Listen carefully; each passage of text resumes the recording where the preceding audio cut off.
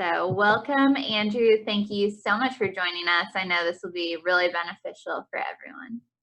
All right, thank you so much, Haven. Guys, I'm going to go ahead and share my screen. For the first part of this, I have a bit of a presentation that I'm going to go through with everyone, and then we'll have a Q&A set up for afterwards. So if you'll give me 1 second to get that going. All right, here we are. All right, so e-learning, distance learning, whatever you want to call that, homeschooling. We are all in this together. So the first thing I kind of want to remind everybody about, any sort of program that your school district that you work with or your student goes to, they didn't design this program or whatever program they have to go for this long. E-learning programs or distant learning programs, they were designed for makeup days, for snow or any other severe weather days, not for an extended period. And I think that's very important to remember. I know at times this process can be frustrating. For parents, for students, honestly, for teachers, administrators, and district level leadership as well.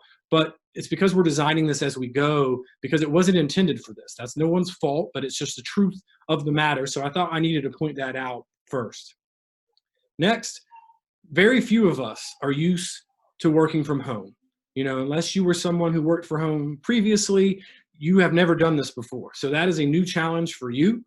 And then you add in the fact that your student is now looking to you to provide some sort of virtual learning at the house. This is particularly difficult for a parent or parents that have students in multiple grade levels. You know, if you have an elementary school student, a middle school student, and a high school student, there is just a lot to accomplish and a lot of different standards to cover, a lot of different methods of those systems being put out.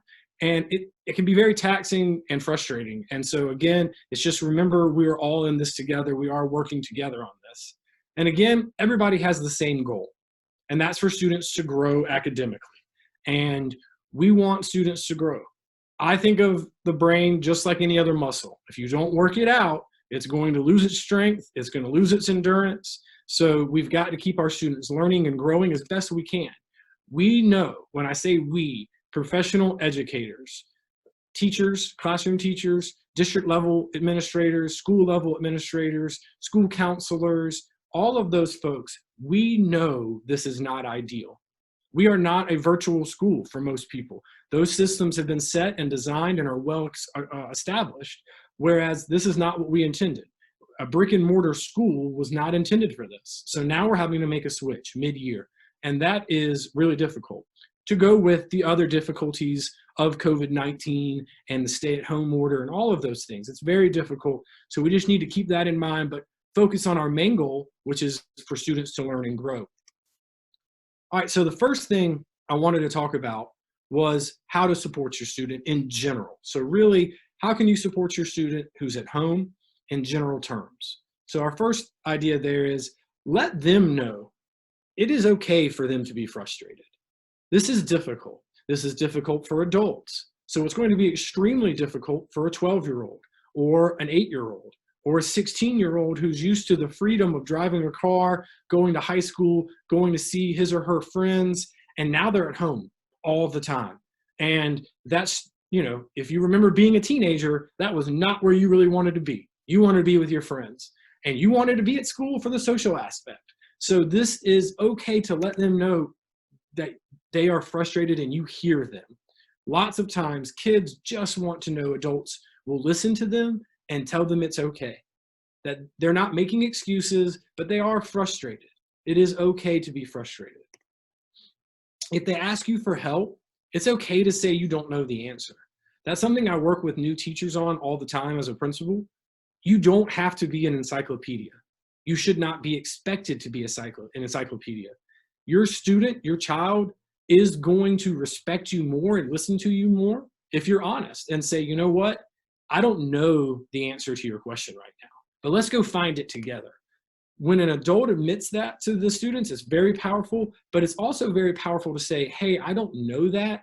Let's go look for it together. I realize that folks are working from home. You can't always drop everything and go help your student find an answer to something. But when at all possible, try to do that. And if you can't do it that moment, try your best to remember, hey, I need to go back and I need to help them with that math problem, that science experiment, that reading, whatever it is, because that will have a lasting impact on your student. Everybody we know right now has more time at home, most likely, unless they're an essential worker or a healthcare provider or something like that, with their student than they've ever had before. As best you can, try to take advantage of that. Again, very few folks on this are probably teachers. If you are, that's great. But if you're not, this is something that is brand new. You're used to having your student go to their school and their teacher who's been trained as a teacher, who has experience in the classroom, who went to college for this, who might have a graduate degree for this, doing this for your student. We understand. If no one's told you that, let me say it for you. We understand. We as education professionals. So please don't become super frustrated with your student. This is a big one for me. Provide built-in breaks with your student. I really want to encourage you to try not to say, okay, well, you've got to get all of your schoolwork done before you can go do X, Y, or Z. Build in breaks. Remember, at school, your student has built-in breaks. Your student has related arts and electives. They get to go run around at PE. If they love to sing, they get to go to chorus. If they love to play a musical instrument, they go to the band or the orchestra. If they love to draw and do other artistic things, they get to go do those things. And if they don't love math, that's a great break for them. Also, recess for our younger students, okay? It is very important for our students to get the chance to move. At the school I currently work with, we have added recess time to our day for that very reason. Students need the chance to move around. Obviously, you have lunch, and for our older students, a lot of times, study hall. Try to build in breaks.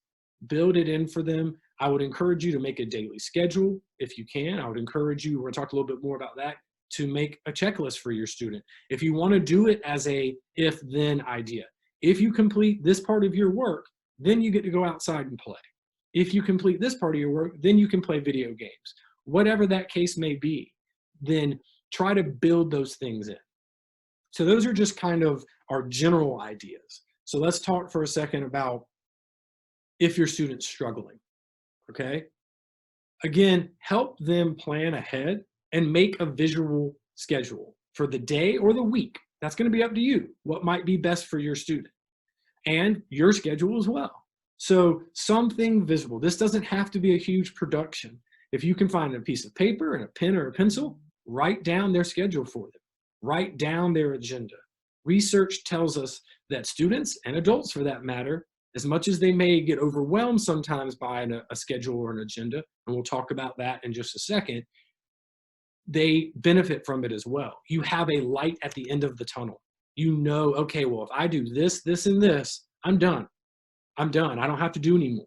It's not that endless feeling of, oh my God, I got to keep going. I got to keep going. I got to keep going. There's an end in mind. And that is very helpful for a lot of students. And like I said, a lot of adults. One thing I was just talking about was that if you give them the entire schedule or agenda, it could be overwhelming. So you may want to do what we call chunking. So if that schedule is going to have, let's say, 12 items on it, just have the first 4 because they might get overwhelmed. Say, okay, let's get these first 4 done, and then we have a break. Then we get a new visual schedule for the next 4. Then we get a break. Then we get a new visual schedule for the next 4. This can also be helpful with your students' assignments. Every school district, every grade level is handling this slightly different because, to be honest, that's what they have to do. So with that being the case, it may be beneficial if your student has a worksheet, for example, that has 20 questions on it. That can look daunting, particularly if it's, say, math and your student doesn't like math. Cover up some of that worksheet for them. Give them a blank piece of paper to put over those questions and let them slow down. This comes along with, again, that if-then statement. Answer these first 5, then you get a break. So really want to encourage you to have that daily schedule or weekly schedule with the ability to check off that they can see, and also want to encourage you to do some chunking. That sense of accomplishment when you have an agenda or you have a schedule of being able to cross through something or check beside it that you've done it, can really be powerful. I know it helps me as somebody who as my whole life has struggled with organization. It helps me to make a daily schedule and make sure I'm doing all the things I need to do, but I also get a great sense of accomplishment by being able to say, hey, I'm done with item 1 through 3. All right, this is what I've accomplished so far. So that's very helpful. When at all possible, learn alongside your student. This can look differently for everybody. It can look different for different age groups, different households, different topics. One thing that's a great way to do this is some read alouds as a family. No matter how old your student is, they're going to maybe tell you, depending on if they're older students, that they don't want to do this. Everybody enjoys a read aloud. They do. When I was a classroom teacher, I did it with my students in the 8th grade. I did it with my students in the 7th grade. And I even worked with some high school students, did the same thing. It is a great way to engage everybody in reading. When we look at reading and growing as a reader, we talk about really 2 things: reading comprehension and reading fluency. Comprehension is understanding what you're reading. So as a family, if we're reading a book and everybody's taking a turn or whatever, you're the parent. You might come across, maybe you don't know, or you feel like a member of your family, a student in your family doesn't know. Stop and let's talk as a family. How do I say that word? That's that decoding piece. Or for those of us a little older, the phonics idea, sounding it out. What does that word say, first of all? And then what does it mean? So in the context of the story we're reading, what does it mean? But also, can we use it in some kind of a sentence? This builds that comprehension, which will lead to building fluency. And reading fluency is being able to do what I'm doing right now, to read out loud to somebody and not get stuck, to not stammer. You know, I'm a student who, as a student, I should say, I had speech problems. I had difficulty pronouncing words. I had a little bit of a stutter. And this is something that helped me to learn through that. And so that's really something that can be powerful, those read alouds. Also, if you're not someone who uses math every single day, it may be something that you could do with your student. You know, the way that we are teaching some of our math skills nowadays are a great bit different than how they were when you were in school. Have your student explain it to you. If they can explain their math work to you, if they can teach you how to do it, they know how to do it. Okay, that's the big thing, is we want to encourage them to keep going. Students want to know how things matter to them. That is something that every teacher has ever been asked, and parent for that matter. Why do I need to learn this? Why do I need to know algebra? Why do I need to know how to read? Sharing with this experience with your student shows them, hey, this matters. What you're doing matters. And so this is something that I want to share with you, and I want to learn alongside you. And I would, again, encourage you, explain to them that maybe when you were a student, you didn't have as much success as a reader or as a math student, or maybe you didn't like it, whatever the case may be. That's not going to turn them off to learning. That's going to show them that you value it, because now you're an adult and you're in society and you have a job and you're working. You may not use geometry every day in your job or calculus, but learning those thinking skills, those problem-solving skills have helped you in your job. That's a way to explain it. Obviously, reading is something we do every day as a society. And a lot of research has told us and really has confirmed that the idea of reading is not something our brain naturally does. We learn to speak. We learn to listen. Reading is not a natural progression. It's something we have to be taught and we have to work at. So really focusing on helping the student by doing a read aloud. Ask questions about what they're reading. Don't be generic and say, well, what'd you read today? Or what'd you learn today? Try your best to look at that title on that book, and if you got to do a quick Google search to see what it's about, ask them questions about it. Hey, how did that character get over it? Whatever the case may be. If you have books that you remember that you loved as a student when your student was, or you were the age of your student is now, share that with them. Read it with them. I promise teachers and educators across South Carolina want students to be working on their reading comprehension, their reading fluency, and their endurance. That's another piece of it. The more we read, the less stressful it is, and the longer we can do it. And that's going to be very powerful as they continue to grow.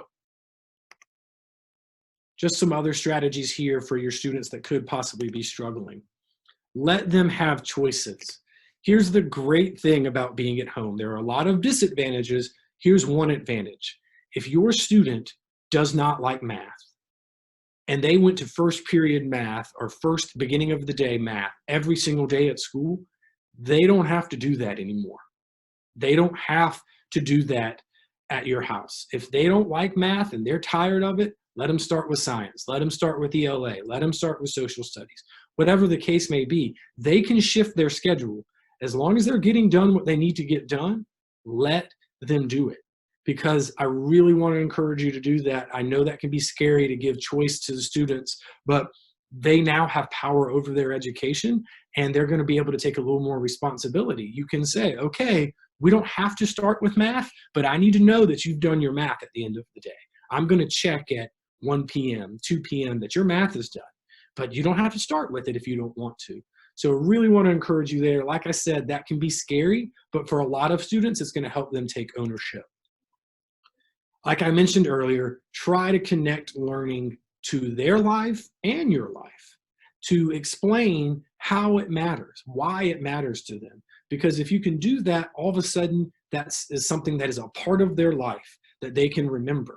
And like I said, you may not use calculus, geometry every day in your job. I don't use calculus and geometry every day in my job, but those thinking skills that I learned through learning those items and those skills have helped me in problem solving as I have gotten older and further into my career.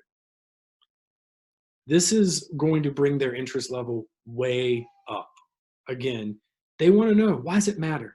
Teenage students, we all hear, why does this matter? Why does this matter? And they are very absorbed with their own lives. How is this going to matter to me? Well, let's try our best to explain it. And it can't just be, well, you have to go through school because everybody does. That's not going to motivate. So I would suggest explain the thought process behind it, that this can help you learn as a thinker. Check with them regularly. I want to be really, really clear on this. You know, we want to check in on a daily basis. You know your student. Do what's best. But at least daily, it may need to be hourly or every couple hours, because if Monday we say, okay, we've got to accomplish all this, and we don't check till Friday, by the time we do that, it's too late. They're not going to have time to get done what they need to get done, and it's going to become a snowball effect. If you miss all of that work, then you're going to have to try and make it up the next week. Now, I want to stop right there and explain that the State Department of Education, and I can speak for Lexington District 2 where I work, but I'm sure all districts, they understand we're going to have issues here. There's going to be Wi-Fi issues. There might be a situation where, you know, you just can't get work done that day. Everyone's trying to be flexible. So we understand that that's going to need some flexibility. The ultimate goal is to keep that learning process going, keep working out that brain, and keep learning and growing. But if there aren't reasons like that that get in the way, Wi-Fi outages, not understanding, whatever the case may be, then I think what you want to do is try to check regularly, because if you do that more often, your student's going to be more successful. And there are a lot of online resources. For example, my school works with Edmentum. Edmentum's a great online software program that provides a lot of resources. Throughout this time, they are providing home versions of what they call Study Island for free to parents. And this is going to be tailored to your students' grade level, their subject area, and their standards. And they can help them build those prerequisite skills or study and harness and sharpen those advanced skills. There's other groups like Khan Academy is a great resource to help students find answers. Really, if you type into Google free online home e-learning, you're going to see a lot of options. I would encourage you to always try to check and make sure they're replicable. Anything.org, system like I just mentioned, like Edmentum is a great resource. Khan Academy is a great resource. Dive into those when you can. So that's kind of what I had, and I definitely want to be able to answer any questions that anybody might have. If anyone's interested in in following me or emailing me, feel free to do that. But other than that, Haven, I can answer any questions we might have. Great. Thank you so much, Andrew. If you all have questions, feel free to type those into the chat. If you're not sure how to pull up the chat, it should be across the bottom of your screen. And just make sure your message is going to everyone on there. You can also just unmute yourself and ask any questions you have as well.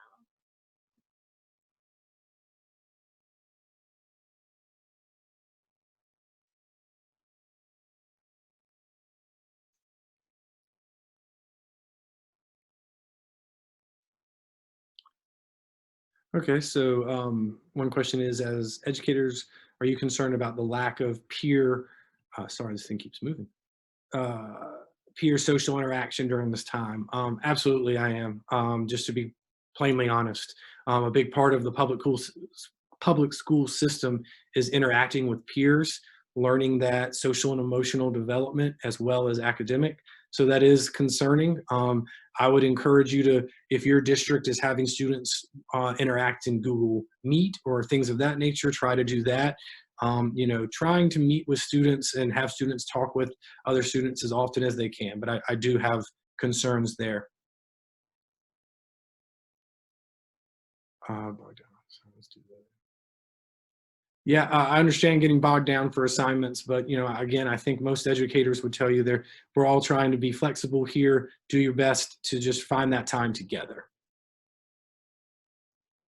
Yeah, I'll repost my social media and my email address at the end here.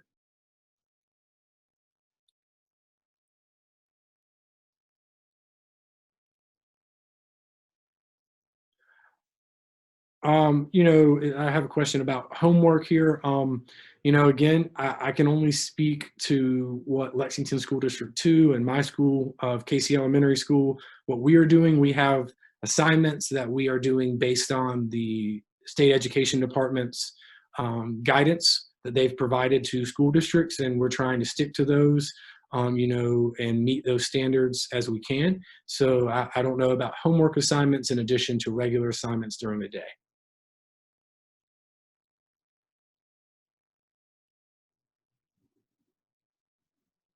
Yeah, I agree. Not having that homework to go along with the classwork is great. There's a lot of research about homework right now. That's a big debate in education on where it fits, how it fits, does it fit? And we're always looking at that. The question is, what lessons have y'all learned during this? A lot, to be quite honest with you, a lot. Again, this was not something anybody intended to happen. And e-learning programs, distant learning programs weren't designed to last for 60, 70 days, whatever the case may be. As educators, we have learned that sometimes we have to pare things down. Even, I have teachers who have students in other districts than our own that have said, I've got a teaching degree and a master's degree, and this is hard for me to follow. So I think every single teacher, every single educator has really learned, hey, this process needs to be simplified, and they've continued to do that and try to do that as best they can. I could see more virtual interaction as in the future of education. Absolutely. I think it's got some benefits for sure. And as a necessity, we've had to learn a lot about how to do it. And so I know we can practice a little bit about that now. So that is something that we could continue to use. My school district, we have office hours virtually for our teachers. That might be something in the future. That's been a big discussion. I know Lexington 2's superintendent, Dr. Bill James, has spoken with us about the fact that this may change a lot of things about education in the future, and we'll have to wait and see how that goes.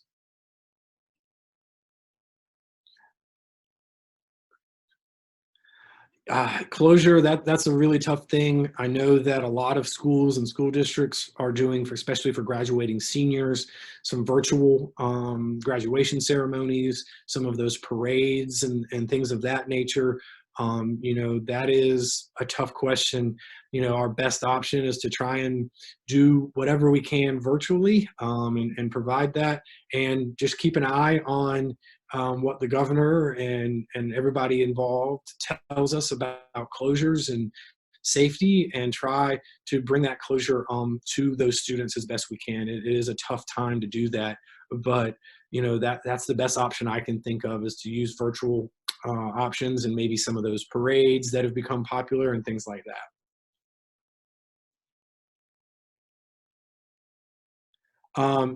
Question here about, do you have any concerns about students falling further behind during this time, and how would you like to see those students supported? That is a great question. And yes, we have those concerns. I have those concerns. Every school district, every educator has those concerns. And I'm sure every parent. I think the biggest thing is to do what I was kind of suggesting earlier. Keep using that brain. Read alouds, math work, Study Island through Edmentum, Reflex Math, I think, is offering some free options as well. Just stuff like that. Try to keep them, our school districts and our State Department of Education are trying to put together things to continue an extended learning, and that's what we'll have to continue to do.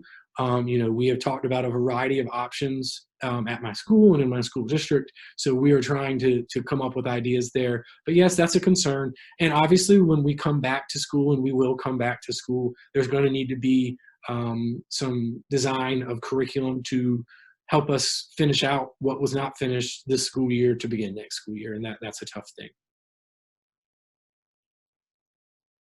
And again, our school has intervention time built into our schedule. So that's going to be some time where we intervene into helping our students. One of my big beliefs and my school district's big beliefs is that every student can learn, but we know that every student doesn't learn at the same speed and in the same way. So we're going to have to really focus in on how do we differentiate or individualize for students what they need. And we're going to have to do a lot of that during the beginning of next school year.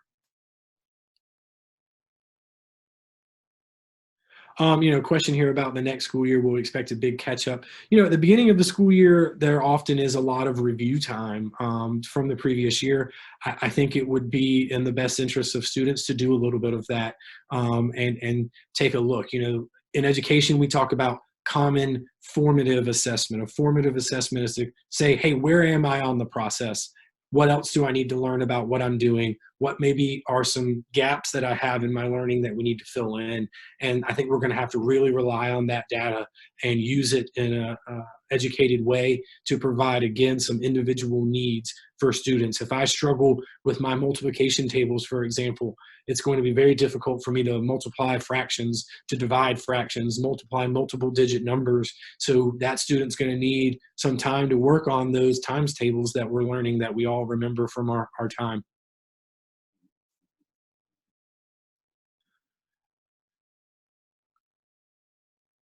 Yeah, every district, I had a question about what is my suggestion on how many hours or whatnot during the day. The State Department put out some suggestions there to school districts. I believe you can find those suggestions on the school district website. I'm sorry, not school district, the Department of Education website, but they are varied on age. And again, one of the things that I, again, can only speak for my school district, we have been very open about the fact that we want to be flexible. If we have a parent who has something going on, in their career, or someone getting sick, or maybe a new baby being born or something like that, we understand, and we want to make this work as best we can. Yeah, I can put my screen back up in just a second.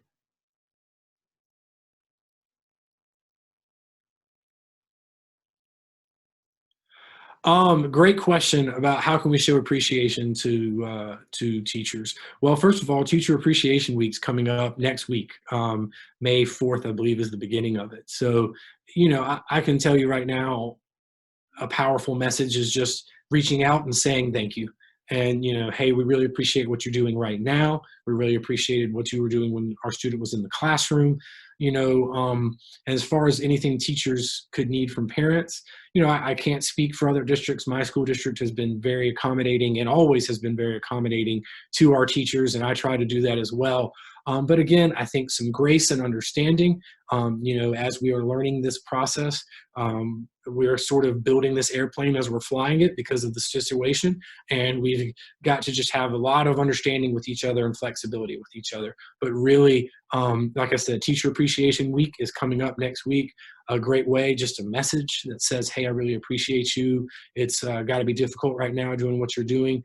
And, thank you for all you've done this school year and that you continue to do. And I want parents to know that teachers are appreciative of what you're doing. They know, that you didn't become a teacher. Maybe you did. And now you have your own students of over 100 potentially, and then your own kids at home. That's a lot during the school day. And I think just everybody saying thank you and being graceful to one another is a great way to be appreciative. We've had a person.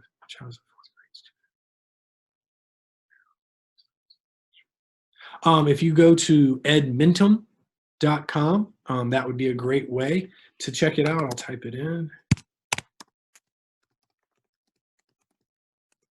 They're just one example. So my school currently works with, but there are other options. Also Khan Academy. That's more of a like it could do some lessons with you, and maybe some virtual help, some video lessons and things like that. But Edmentum has what they call study islands. So when you go to that website, you're gonna see like a school option resource and then a home option resource. Go to that home option resource. It's going to ask you to fill out some information. I talked with our representative today about that, and he did say that it's going to ask for a credit card or debit card, but they're not charging it. It's just for research, and it's just for their accounting processes. I checked before we talked today that it is free. I had a couple of people asked for me to repost some things. I can do that in a second.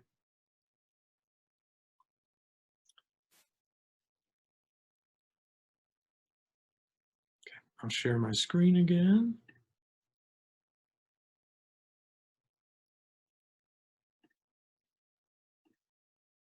All right, so first, if you want to follow me on Twitter, it is at Mr. Drozdak CES.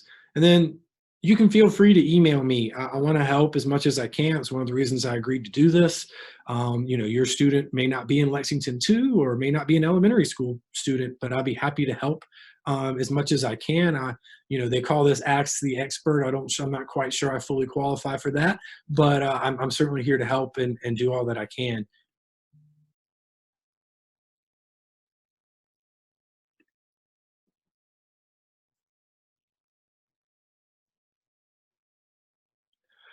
Question about what to do if students aren't taking this seriously.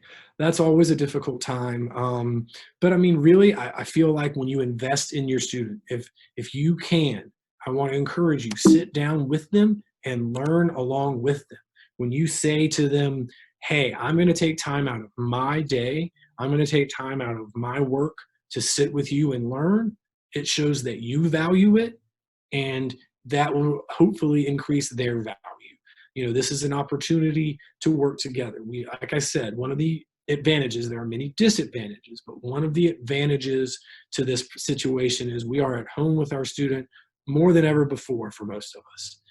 I want to encourage you, as best you can, use that as an opportunity to spend time learning beside your student. Students are more invested in learning when their parent is invested in learning, when they're not the generic, what did you learn today? Hey, what are you working on right now? Can you show me how to do that problem? So what's your book about? Who's your favorite character? What do you think is going to happen next?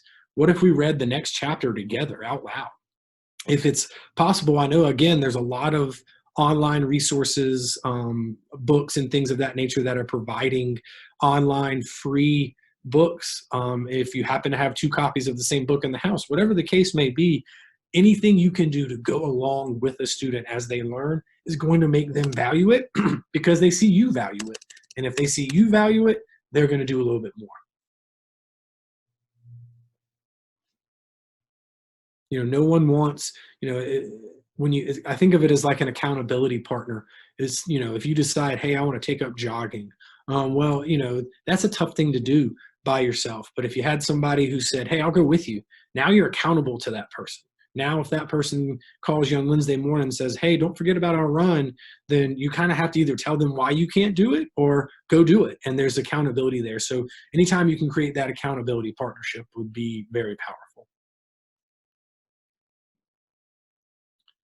Absolutely. There's potential for maybe some virtual capacity there. We've learned a lot through this process of what we've been doing right now, and we'll be prepared to start the school year in that way with some virtual aspects. But, it's our intention, it's our school, and I know our State Department of Education's intention to go to school and to see everybody get this going and be back to a level of normalcy and be at those brick and mortar schools. So yeah, that is going to be great. Yeah, Meredith, I can't wait for that either. We will. They'll be freshman year roommates. Can't wait for BB and Ellie to get to roommate at Carolina.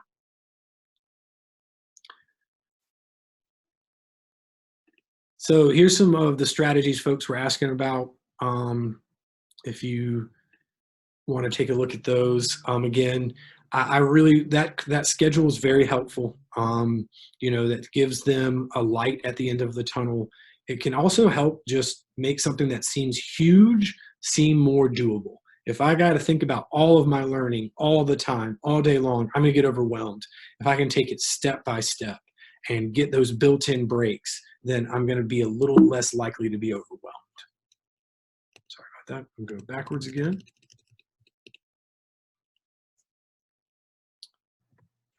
And go ahead. Sorry, it looks like there's a question about preschoolers and what's the best way to get them ready for kindergarten in the fall. I mean, preschoolers love those little guys. The best thing to do there is try to read to them. Obviously, we're not expecting them to be able to read at a high level, but help them hear that. Students' brains in that area, they're going to grow from learning, but also, try to start working with them on that letter recognition. Excuse me, that was easy for me to say. Going through the alphabet and going through numbers. Going through and identifying numbers and being able to identify them and say out loud, that's the number 2. Honestly, I'm going to be perfectly honest with you. My daughter, BB, loves Sesame Street. We watch it all the time. It's in my brain. They do a letter of the day every day. They do a number with Cookie Monster and cookies. They do numbers with the astronaut numbers. It's a great way for students to learn those letters and numbers. And really, as a preschooler, that's where you really want to start, having that ability to identify letters, which can lead to that decoding of words, and identify numbers, which can lead to that number sense or understanding 7 is greater than 5 or 3 is less than 5, and that really will help them get started on the right track.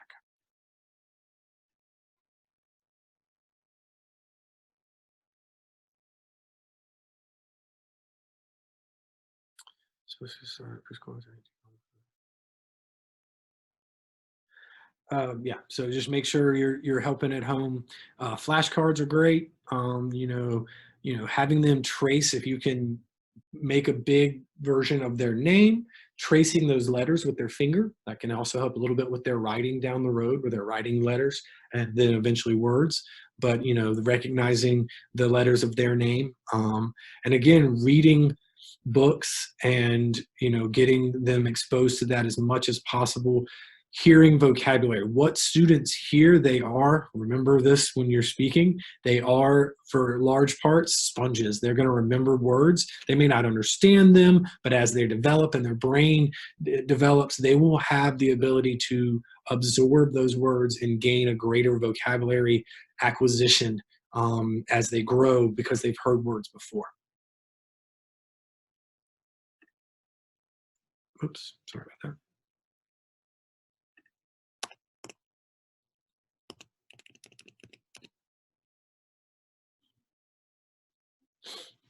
And just again, remembering, like I said, we're all in this together. We all want the same thing. We want our students to learn.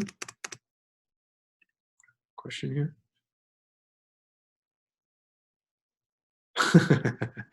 Any questions on how to help struggling parents?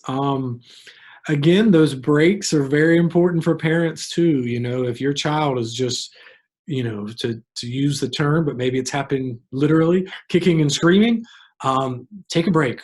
Give them a break. Everybody's tired. You can feel yourself getting frustrated. Take a break.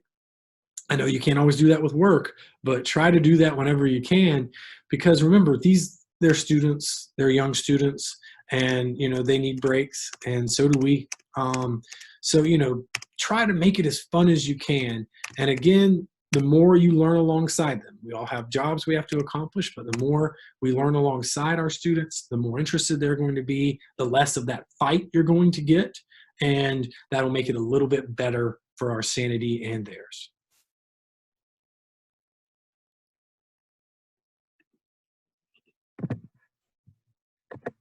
All right, do we have any last questions for Andrew today? Okay, well, Andrew, thank you so much for spending the last hour with us. I think everyone really benefited from this. All these tips for homeschooling and balancing your work life with now teaching your children.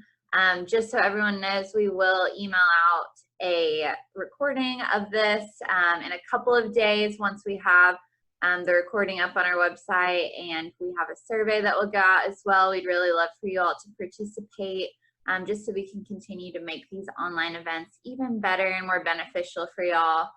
There will also be a suggestion area where you can suggest the next Ask the Expert event. We do have several scheduled for the coming weeks, so if you're interested in more events like this, we run the gamut of different topics. So you can visit mycarolina.org/events for more virtual events. But I hope you all have a wonderful day, and thank you again, Andrew. Thank you.